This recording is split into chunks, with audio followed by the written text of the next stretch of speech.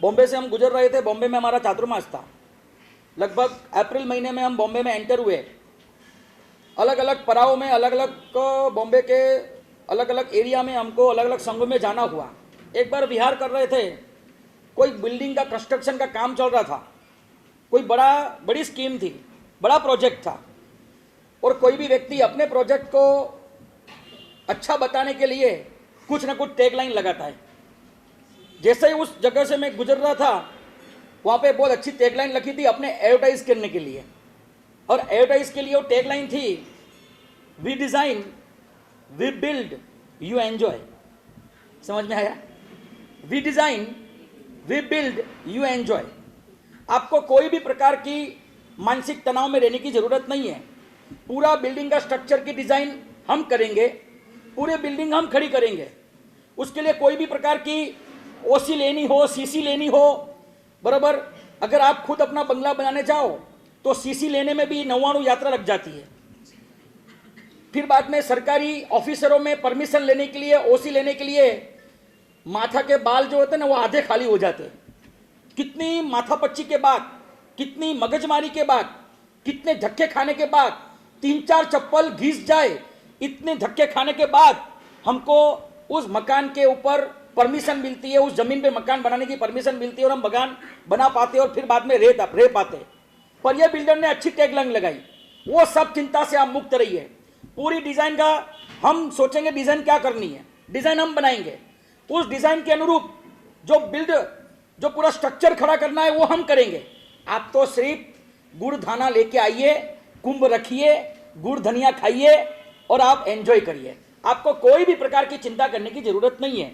सही बताऊं, जब वो टैगलाइन मैंने पढ़ी ना, तब मुझे ऐसा लगता है कि भगवान महावीर स्वामी ने आज से 2550 साल पहले जब भगवान को केवल ज्ञान हुआ और वैशाख सुद 11 के दिन भगवान ने भी तो यही कहा था, we design we build you enjoy. 12.5 साल की साधना मैं करूंगा। 3 भाव पहले भगवान ने भगवान ने डिजाइन करा, सभी जीव करूं शासन रसी ऐसी भाव दया दिलमा वसी। मैं ऐसे धर्म शासन की स्थापना करूं जिसमें हर एक व्यक्ति, चाहे पापी हो, चाहे दोषी हो, चाहे कोई भी हो, ये शासन के नाम के नौका पे बैठ जाए और भव सागर को तीर जाए। ऐसा भाव, एक ऐसी डिजाइन सोची। और जैसे ही तीर्थंकर के रूप में उनका जन्म हुआ, उसके बाद चवन कल्याणक, फिर जन्म कल्याणक, फिर दीक्षा कल्याणक, और 12.5 साल जो साधना भगवान ने करी, वो खुद के लिए नहीं, अपने सबके लिए करी। 12.5 साल की जो साधना काल में न जाने कितने प्रकार के निर्जले उपास, कितने मासक समान, 6 महीने के उपास, भीष्म अभिग्रह के पूर्वक कई प्रकार की, नाना प्रकार की शारीरिक पीड़ा भगवान ने सही, और 12.5 साल ये शासन को बनाने में उन्होंने मेहनत करी। और जब केवल ज्ञान हुआ और वैशाख सुदी 11 के दिन भगवान ने बोला, यू एंजॉय। बस आप धर्म शासन को टच करो, आप धर्म शासन को अंदर आइए, ये धर्म शासन आपको अपनाने तैयार है। और जिसने धर्म शासन और जिन शासन को अपनाया वो सब जलसा करो। 12.5 साल की साधना करने की आपको कोई जरूरत नहीं है, 12.5 साल के कठोर तपस्या करने की आपको जरूरत नहीं, वो सब मैं करूंगा। बस आप तो शासन में आइए और अपना आत्मा का कल्याण करिए। लगता है कि नहीं कि वी डिजाइन वी बिल्ड और यू एंजॉय। भगवान महावीर स्वामी के इस शासन को देखने के बाद, प्रभु के शासन को देखने के बाद लगता है कि सही मायने में ये टैगलाइन वो बिल्डर ने भले अपने प्रोजेक्ट के लिए ऐड करने के लिए रखी होगी, पर ये सारी की सारी पंक्तियों को सार्थक होती है। ऐसा जिन शासन हमको मिला है, आज ये शासन की कुछ बातें सुनने के बाद एक अहोभाव धारण करना, ये शासन के प्रति ऐसा सद्भाव धारण करना, अपने आप को गर्वान्वित महसूस करना कि ये जैन शासन बार बार नहीं मिला। कितने भवों के बाद, कितनी कर्म निजरा के बाद, कितने पुण्य इकट्ठे करने के बाद हमको ये महावीर का शासन मिला, प्रभु का शासन मिला। सही बताओ ना, कभी कभी ऐसा लगता है कि ये शासन नहीं मिला होता तो हमारा क्या होता। 50 लाख रुपया कोई दे दे कि कीड़ी पे पांव रख दे, हमारा जैन का बच्चा बोल दे 50 करोड़ दे दे पर कीड़ी पे पांव मैं नहीं रखूंगा। एक कीड़ी पे पांव रखने की भी भावना 50 करोड़ हम ठुकरा सकते। ये जैनत्व के संस्कार हमको ये शासन ने दिए। बराबर, गलती से भी किसी चींटी पे, किसी मकोड़े पे पैर आ जाए, अरे बाप रे बाप, मैंने एक चींटी को मार दिया, ऐसा पूरा दिन बिगड़ जाए, न खाना उतरे, न गले से कोई निवाला उतरे, न पानी भाए, न मिठाई भावे, और अंदर से संवेदना है, बाप रे बाप, मेरी से एक चींटी मर गई। ये संवेदना हमको शासन ने दी। बरोबर, सही बात है। एक बार अब सोचो सही कि शासन ने हमको कितना कुछ दिया, कितना कुछ दिया। ऐसा शासन हमको मिला है, कितने शास्त्रकार भगवंतों ने इसका कैसा कैसा मूल्यांकन किया है। अभी यहाँ पे 2 दिन पहले यात्रा हुई, मैं घर पे वेलने जाता तो पापड़ की सब्जी, वड़ी की सब्जी। मैंने पूछा क्यों? कि महाराज साहब 2 दिन जीवों को काटने वाले, ये छरी उसका प्रतीक है। तो हमने सोचा कि ये छरी उस गाय और उस बकरे के गले पे लगेगी तो ये छरी का उपयोग हम घर पे भी नहीं कर सकते। उस संवेदना के हद के साथ घर में लोगों ने सब्जी तक नहीं बनाई। ये संवेदना, जब भी कोई बकरी ईद आती है, कोई कम्युनिटी लाओ तो सही कि बकरी ईद के दिन माना कि सनातन और हिंदू धर्म के अंदर भी जीव दया के भाव है, दया का भाव रखते हैं, पर ऐसी संवेदना तो मात्र न मात्र मेरे शासन का रागी जो घर है, जो परिवार है, उसके घर में ही देखा जाएगा।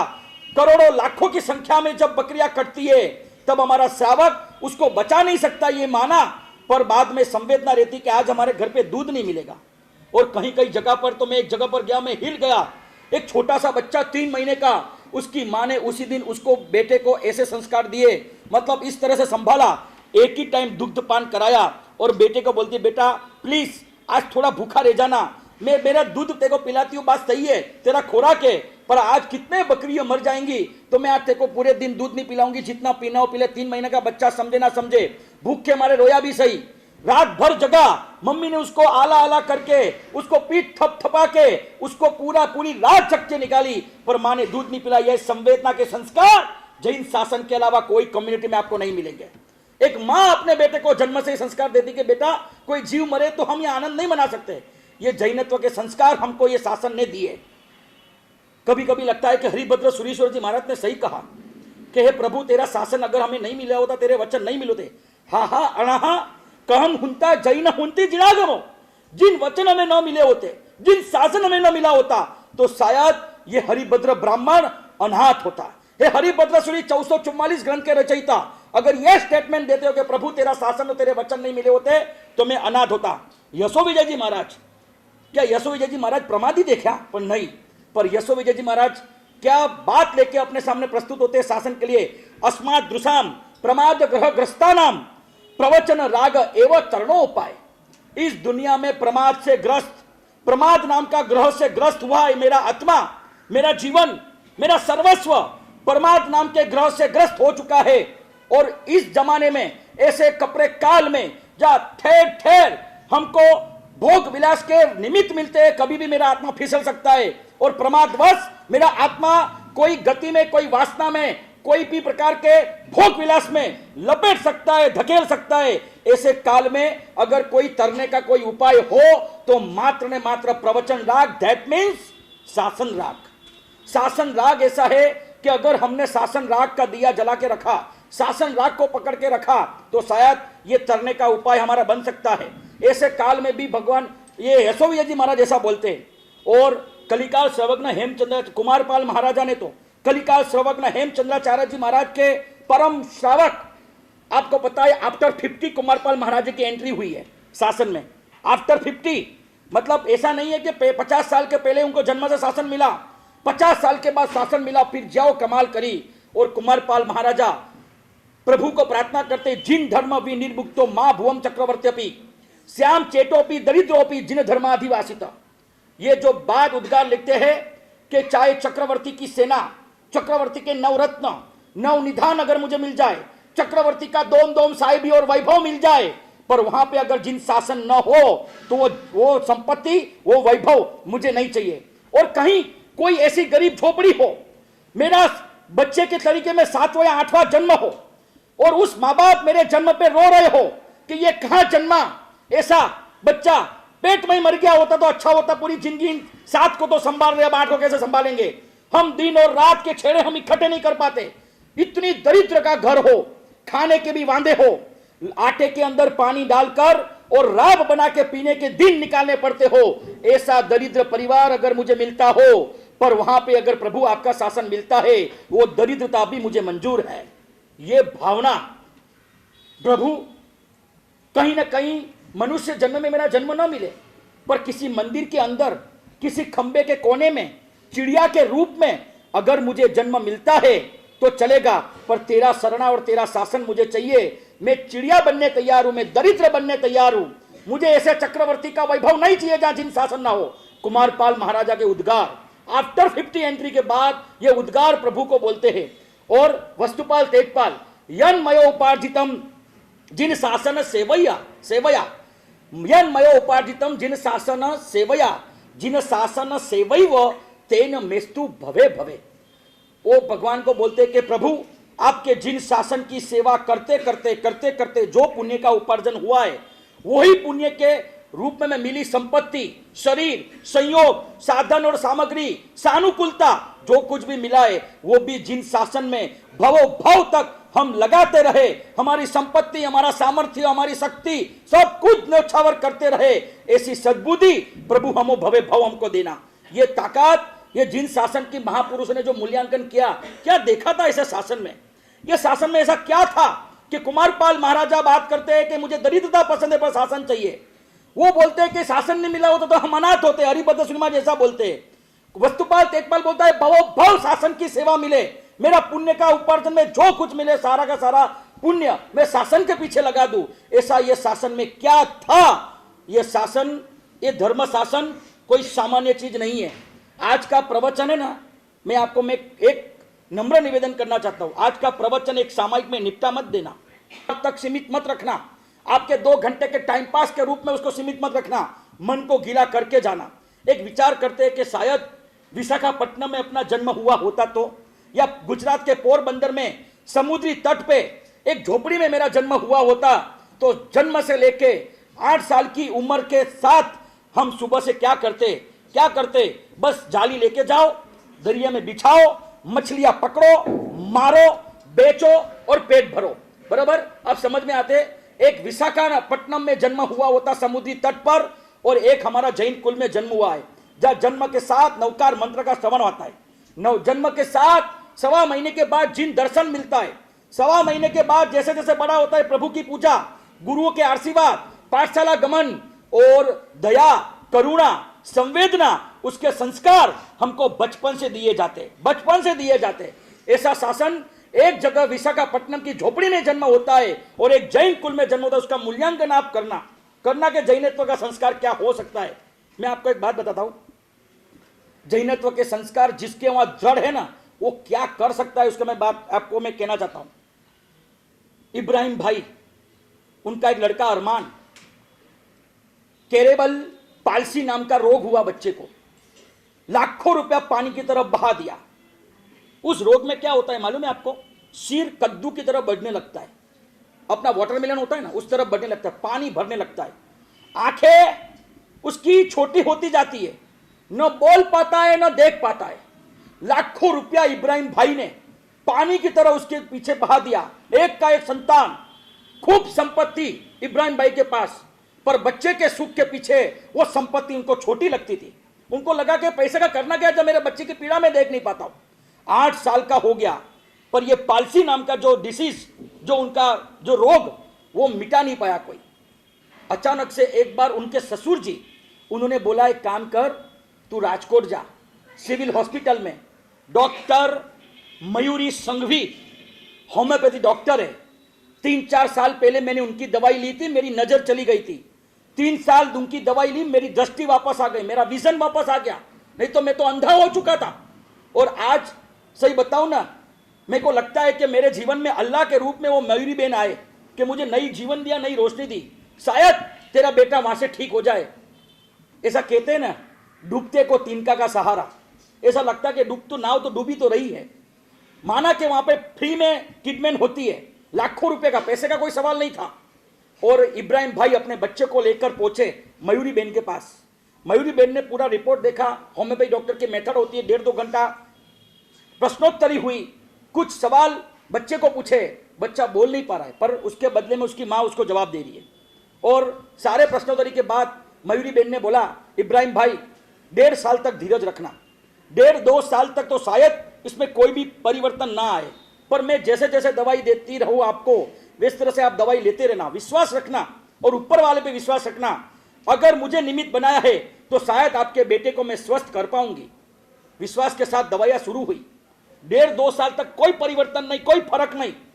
और उसके बाद 2 साल के बाद 6 महीने में धीमे धीमे धीमे धीमे सिर की साइज कम होती गई। और आफ्टर ईयर 1 साल के बाद हुआ क्या, एकदम बैक टू नॉर्मल हो गया। 8 साल की एज में दवाई शुरू करी, 10 साल की एज तक दवाई चली, और जैसा 11वां साल लगा और ये बच्चा जिंदगी में पहली बार अम्मी अब्बू ऐसा बोलता हुआ, और इब्राहिम भाई और उनकी वाइफ इतने गदगद हो गए कि सभी माओं का नसीब ऐसा होता है कि बच्चा 1.5-2 साल में मम्मी और पापा बोलने लगता है। हमारा नसीब थोड़ा कम था कि हमारा बच्चा 11 साल के बाद हमने पहली बार हमारे बच्चे के मुंह से अम्मी और अब्बू सुनने मिला।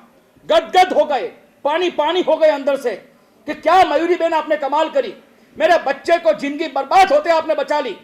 और बाद में ये इब्राहिम भाई परिवार के साथ क्लिनिक में गए, मयूरी बहन को बोला कि मयूरी बहन आपका जितना एहसान मन उतना कम है, आपने जो मेरे बच्चे को जो ठीक किया है ना आपने, मैं शब्दों में वर्णित नहीं कर सकता, शब्दों में व्यक्त नहीं कर सकता कि आपने मेरे लिए क्या किया है। पर फिर भी आपने 1 रुपया चार्ज नहीं किया, आप सिविल हॉस्पिटल के डॉक्टर हो, पर फिर भी मैं चाहूंगा कि मुझे आपको कुछ देना है, मैं आपके लिए कुछ करना चाहता हूं। बहुत रसकस हुई, पर वहां पे तो हॉस्पिटल में ज्यादा डिस्कस नहीं हो पाई। पूरा परिवार मयूरी बेन संघवी के घर पहुंच गया, इब्राहिम भाई, उनका बेटा अरमान और उनके पत्नी, उनकी वाइफ, और बोला कि मयूरी बेन आपको कुछ तो मुझे देना पड़ेगा। उनने बोला मैं तो सिर्फ निमित्त मात्र हूं, परमात्मा की कृपा से और परमात्मा के आशीर्वाद से, और आपने मेरे पे जो विश्वास रखा, आपने जो ऊपर वाले पे श्रद्धा रखी, उससे ठीक हुआ है। और जो आप देने की बात करते मैं ले नहीं सकती, क्योंकि मुझे इसका सैलरी सरकार देती है, गवर्नमेंट सैलरी देती है, मैं आपसे कुछ नहीं लेने की अपेक्षा नहीं। मयूरी बहन आपको कुछ तो देना, कुछ तो लेना ही पड़ेगा, कुछ तो लेना ही पड़ेगा। काफी टाइम की डिस्कस के बाद मयूरी बहन ने बोला देखो मैं जैन धर्म से बिलोंग करती हूं, जैन धर्म मेरे बचपन से मेरे रग रग में बसता है, ये जिन शासन, और मेरे जैन धर्म ने और मेरे जिन शासन ने ऐसा सिखाया है कि जीवन में जब भी असाता वेदनीय का उदय हो तो समझना कि जीवन में कहीं ना कहीं हिंसाचार है। आपके जीवन में हिंसाचार है, उसकी वजह से ये असाता वेदनी का उदय आया है। मुझे पता है कि आपका पोल्ट्री फार्म का बिजनेस है, दैट मीन्स अंडे उत्पादन करना, बराबर, पोल्ट्री फार्म का आपका बिजनेस है। मैं ज्यादा तो आपको, अगर आपका इतना आग्रह है और मुझे आप कुछ देना ही चाहते हो, तो मैं सिर्फ आपसे इतना मांगती हूं कि महीने में 1 दिन आप पोल्ट्री फार्म बंद रखोगे स्वेच्छा से, मेरा कोई फोर्स नहीं है, मैं आप पे कोई, मैं अपनी बात, अपनी मानसिकता, अपने धर्म के सिद्धांत आपके सिर पे थोपना नहीं चाहती हूं, पर जो संस्कार और जो समझ मेरे पास है उसके अनुसार मैं आपको यही कहना चाहती हूं कि आप 1 दिन के लिए बंद करो, और उस दिन सारे जीवों को जो अभयदान मिलेगा, शायद हो सकता है कि आप मुझे, मेरे लिए कुछ करना चाहते हो तो यही करिए। और इब्राहिम भाई टेबल पछाड़ के खड़े हो गए, ये क्या बात कर दी आपने मयूरी बहन, पोल्ट्री फार्म बंद करने का, वो भी 1 दिन। मयूरी बहन आप भूले हो, आपने मेरे बच्चे को 1 दिन के लिए बोलता नहीं किया है, 1 दिन के लिए ठीक नहीं किया है, पूरे जीवन के लिए ठीक किया है। ये इब्राहिम भाई आपको वचन देता है, कल से पोल्ट्री फार्म का धंधा बंद, एकदम बंद। और अपने बाप दादा की खेती में वो इब्राहिम भाई लग गए, पूरा पोल्ट्री फार्म का धंधा बंद कर दिया। एक जैन एक ऐसे कुटुंब में, एक परिवार में शासन पहुंचा सकता था कब, कि जब उनके रग रग में शासन बसता था, शासन के दिए हुए संस्कार बसते थे। अगर ये मयूरी बेन ने, उनके जीवन में जिन शासन का प्रभाव नहीं होता, तो शायद इब्राहिम भाई के जीवन में जो इतना बड़ा हिंसाचार था वो बंद नहीं होता। आप क्या समझ सकते हो, ये अभी की घटना है।